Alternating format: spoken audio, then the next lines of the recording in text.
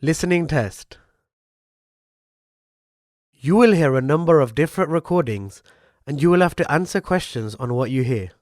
You will have time to read the instructions and questions and you will be given time to check your work. All the recordings will be played once only. The test is in 4 parts. Now turn to part 1. First, you have some time to look at questions.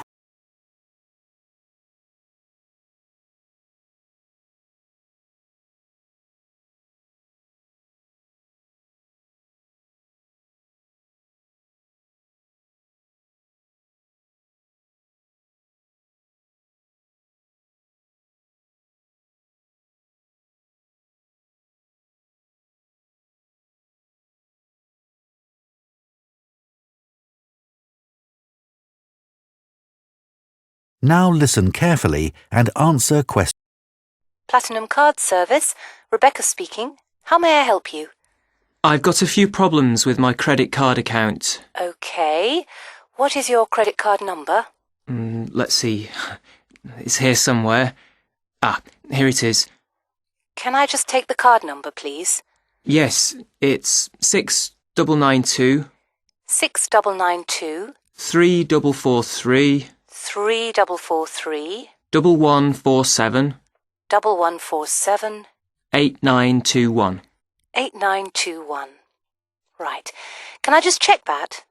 6992 3443 1147 8921. That's it. And your name? Carlos de Silva. I just need to check a few details for identification and security, if you'll bear with me. That's okay. And what's your postcode? SE1 8PB. SE1 8PB. That's it.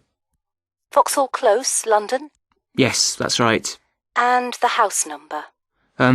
43. And can you give me your date of birth? 13th of the 7th, 63.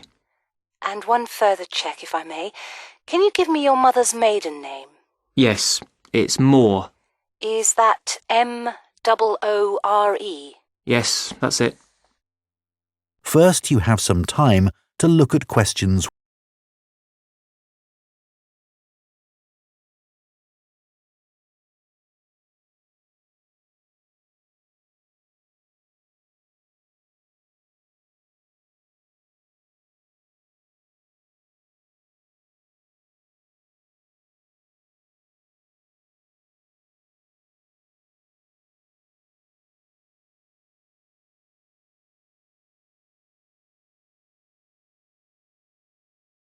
Now listen carefully and answer questions. Yes. Now, can we get on with this? Yes, sir, certainly. I'm sure you'll appreciate that all these checks are necessary for security reasons. So, what exactly is the problem? Problems? Okay. Well, first, your computer seems to have gone mad. I sent you £500 and on the statement for the account it shows that I only paid £300. Yes. The account does only show £300 was paid. Well, I paid the £500 in at the bank and I have my receipt and my bank statement shows that £500 has been taken from my account. Oh, I see. What I'll do is check with the bank and see what they say. OK. You said there was something else? Yes, as if that wasn't enough. My account shows that £107.27 was paid to a company called Pan Express. I don't know who this is. Let's have a look. Well, it is genuine. I can assure you it's not mine. It was made on the evening of the 12th of May. Maybe it's a restaurant bill you forgot about? There's no way that... Oh, wait, hold on. Yes. Oh, it's okay. I've just realised what it is. It is a restaurant bill. The name of the company is different from the name of the restaurant. My mistake. I'm sorry. That's okay. Was there anything else? I don't know if I dare. What is it anyway? Well, it's, the amount of interest seems to have gone up. If you look at your statement for April, you'll see that the rate went down from 16.27% to 14.99% that month. Oh, yes, you're right. Was that everything? Yes, basically it is. Okay. And can you check my payment? Oh yes, I'll do it. Can I phone you back? I'll be at home for the next 2 hours. I have to leave at 11. Right. What's your number? 020 7989 7182. Hold on. 020 7979? No, it's 7989 and then 7182. So it's 020 7989 7182. Yes, that's it. Okay, I'll phone you straight back. Thanks. Bye. That is the end of Part 1. You now have 1 minute to check your answers to Part 1.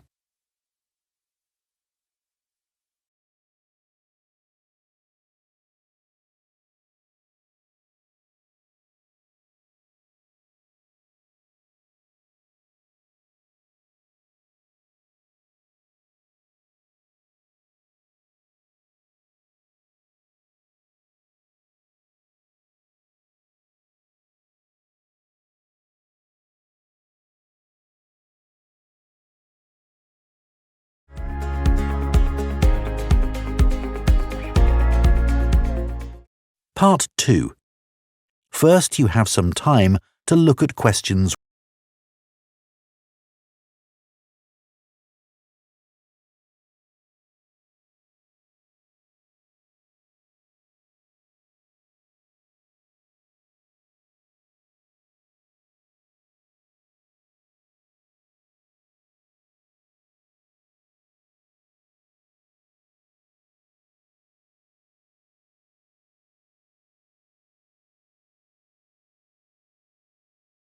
Now listen carefully and answer questions. And now, let's hear what Mr. Gold has to say about kicking the habit of smoking. It was connected with wanting to change your life and your desire to become an actor. Is that right, Mr. Gold? Yes. So, can you tell our listeners a bit more about how you managed to give up? Well, I enrolled on a variety of evening courses where I found I wasn't able to do the warm-up sessions. Bending down to touch my toes made me breathless. Even though I hated to admit it, the problem wasn't so much my sitting around all the time, but my 15 to 20 a day smoking habit. If I'd been able to limit myself to 3 or 4 cigarettes a day, there'd have been no problem, but I was seriously addicted. And I'm talking about waking up at 3 a.m. dying for a cigarette, or, in the days before 24-hour shopping, driving across London at night to buy a packet of cigarettes when I ran out. But above all, my addiction meant making sure I never ran out, at the expense of everything else, including necessities. So, what did you do? The thought of all my past attempts to give up just wouldn't go away. This was something that had constantly been on my mind, especially first thing in the morning with the chest pains, coughing fits and headaches, not to mention the frequent colds and throat infections. But I couldn't imagine life without smoking. I also enjoyed my life, but the thing I longed for most was to escape the trap of a job I was bored with. I knew what I wanted, and I understood something else too. This time, I was going to keep my little plan a secret. First, you have some time to look at questions.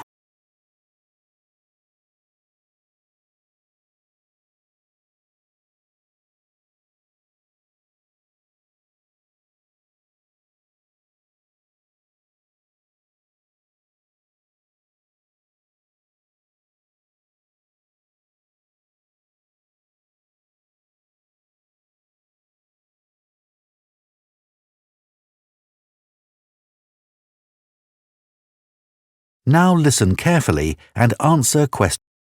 On the 1st of July, I managed to get through 24 hours without a single cigarette. The next day, I got to 48 hours. Then I aimed for 100, 500, 1,000. Easy. It was my own little private game, and I was winning it. If anyone mentioned they hadn't seen me smoking, I simply said I was cutting down. I had to be sure of success. Eventually, a month passed, and I felt safe enough to come out. I'd lost count of the number of hours I'd gone without a cigarette. All I suffered was a couple of bad headaches, and then I was set for my most healthy year ever. Not one single cold for over 12 months. I now realise that the secret of my success was to look upon this as an exciting adventure, a way of helping me to become an actor. And because nobody knew what I was up to, I never once feared the accusation of having no willpower if I failed. With the right attitude, the whole thing turned out to be a lot easier than expected. I finally did get into much better physical shape, go to drama school, and become a professional actor. Very interesting indeed. I'm sure we all wish we had Mr. Gould's determination. Well, thank you very much, Mr. Gould. And I hope our listeners will learn from the experience you and our other guests have talked to us about today, and perhaps find their own road to success. That is the end of Part 2. You now have 30 seconds to check your answers to Part 2.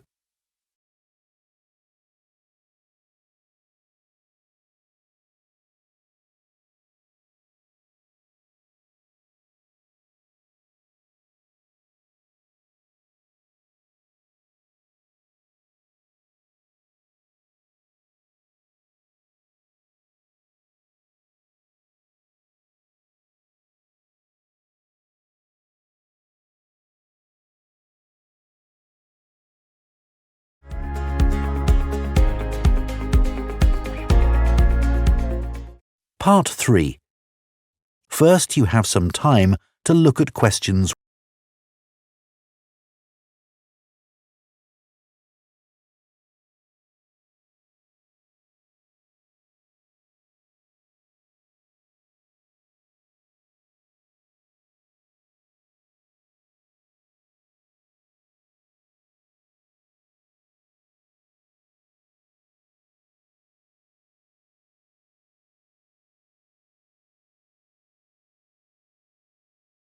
Now listen carefully and answer questions. Francis and Steve, hi. Now, before we start the tutorial, am I right in thinking that you haven't heard about Lorraine? No. What about her? She's already left. What? Well, she hasn't told anyone. You sound surprised. Weren't you half expecting it? Yes, but she could at least have told us, though. We've been on the course together for the past 3 years, and it would have been nice to know. She always was the sort to keep herself to herself. Yes, I know what you mean. Did she give any reason? Well, she got that job. What? Yes, and she's been given permission to leave, as there's only a week to go before the end of the course. But she'll be back for the exam week. Oh well, we'll just have to catch her on the mobile after the class. She's gone back to Wales first. Oh dear. We'll get hold of her on the mobile. She did say that it might not be possible to contact her for a couple of weeks. Oh, okay. If that is what she wants. First, you have some time to look at questions.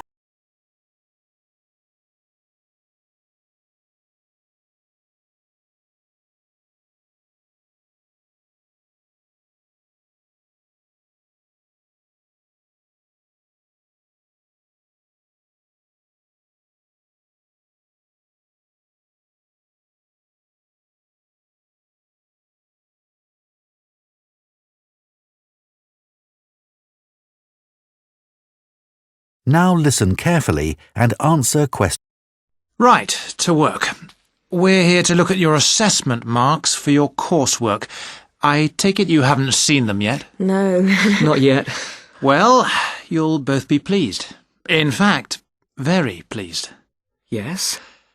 Francis, you have come out with the top mark in the year. Oh. You have, in fact, got a starred first. Wow. Aren't you pleased, Francis? Yes, I'm just speechless. And, what about me? Well, Steve, you got a first as well. I don't believe it. You might have done even better, but there were a few faults with the 5,000-word project you did on traffic management. And what about the book review we had to do? Yours was, I can safely say, the best we have ever had. You're kidding. I'm not. In fact, you have won the departmental prize for the piece. It's a pity, really, that your project wasn't of the same calibre. It's still not bad at all, though, is it? It certainly isn't. What do you think were the faults with your project? I just wasn't very happy with the conclusion, and I got myself in a bit of a twist with the argument about road pricing. By and large, your overall conclusions were okay, and I would say that your thoughts on road pricing were quite original. The problem was more with the actual end. It was a bit disappointing. You started off well, but then it ended rather suddenly, as if you got fed up with it. Yes, I did kind of stop fairly abruptly. I couldn't think of much to say, even though I knew it was important. Yes, that section needed a bit more work on it. But, as I said, by and large, it was very good. And, Francis, your project was excellent. So much so that we think you should take it further, and perhaps do a PhD, or at least an MPhil. What do you think? I hadn't really thought about it. I've just been concerned with getting through this final year and getting all the coursework and exams out of the way. I can understand that. But I do think that you ought to consider it seriously. If you perform as well in your exams as in your project work, you're on course for a first. Do you think that I'd get funding for it? Well, any grant will be discretionary, but you have as good a chance as anyone else. I'd even say a much better one. If you do get a first, it'll be the only one we've had in this department for 3 years. And I'd be happy to be your supervisor. Thanks. I'd like that. Do you think I should start applying for it now, or wait until after the exams? I think you must really start thinking about it as soon as you can. And Steve, what about you? Have you thought about going on to do research? I have thought about it, but I have a job lined up if I get a good degree, and quite honestly, I am fed up with not having enough money to do the things I would like to do. I can understand that. Is there anything that either of you would like to talk about? Yeah, I have a couple of things I'd like to ask, if you don't mind. OK. We have roughly 20 minutes left, so, Steve, would you like to go first? Right. That is the end of part 3. You now have 30 seconds to check your answers to part 3.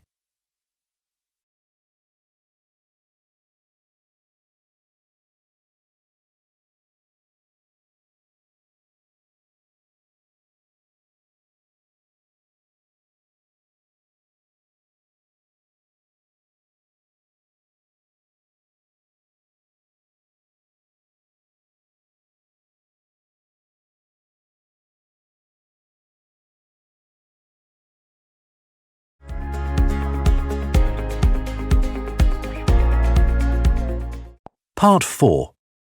First, you have some time to look at questions.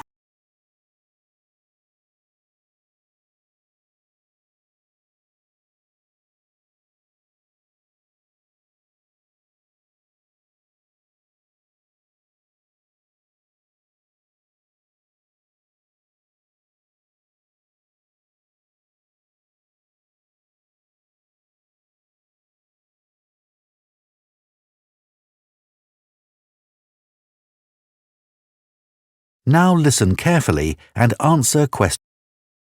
Good morning. My name is Dr. Mervyn Forrest, and I specialize in management techniques and training.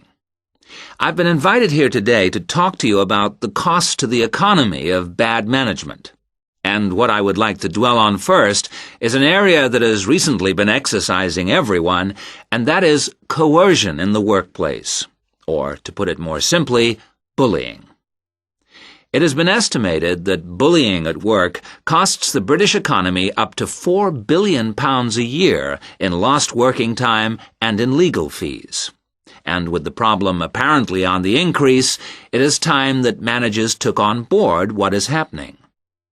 I would like to think that what is perceived as bullying is nothing more than lack of experience, insecurity, or lack of awareness on the part of managers, and not a conscious effort to attack someone, but that is perhaps a case of my being naive or over-hopeful. Before we break up into groups to look at the first task on the handout you've got, I'd like to give you a start with some of the main bullying methods that have been identified so far. Basically, what I'm going to do here is to give you examples of 1 or 2 points. Can you all read the OHP clearly? Yes? Right, off we go. First, you have some time to look at questions.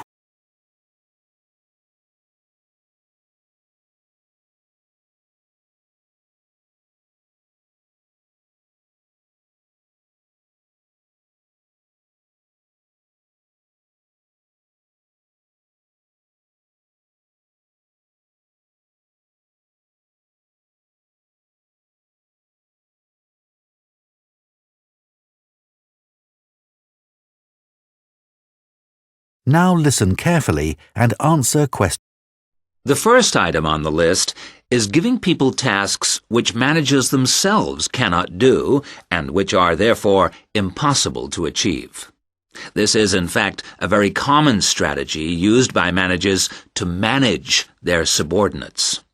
It gives certain people a false sense of security as they watch others failing while they try to achieve the goals set.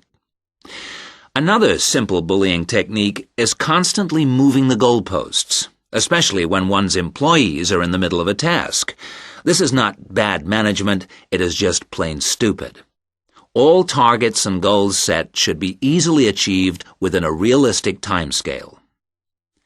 Sending memos to someone else criticizing the performance of a task where the individual has no way of replying is another common technique, especially when the manager concerned does not reply or makes it impossible for subordinates to contact him or her by not answering the telephone or not replying to emails. This is not the style of a sound manager, but rather the antics of someone with emotional problems. If you behave like that, don't expect your staff to respect you. And now, the technological bully. It is interesting how all tools designed to help can be turned into dangerous weapons. The urgent email bully is fast becoming a problem in the office.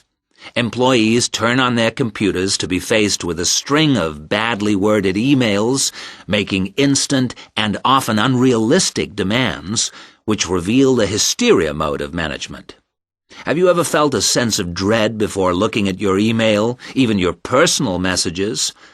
All companies should develop a company strategy whereby there is an email code of practice, with offensive messages being forwarded to a designated person for appropriate action. I would now like you to break up into groups and brainstorm other bullying techniques which you think you may have experienced, and perhaps, if you're honest, which you have been party to. I can think of at least 9 more bullying strategies. I would also like you to consider ways in which you think that each of the techniques on your list can be countered. Is everyone clear as to what the task is? Yes? Okay. You've got 20 minutes to do this. That is the end of Part 4. You now have 1 minute to check your answers to Part 4.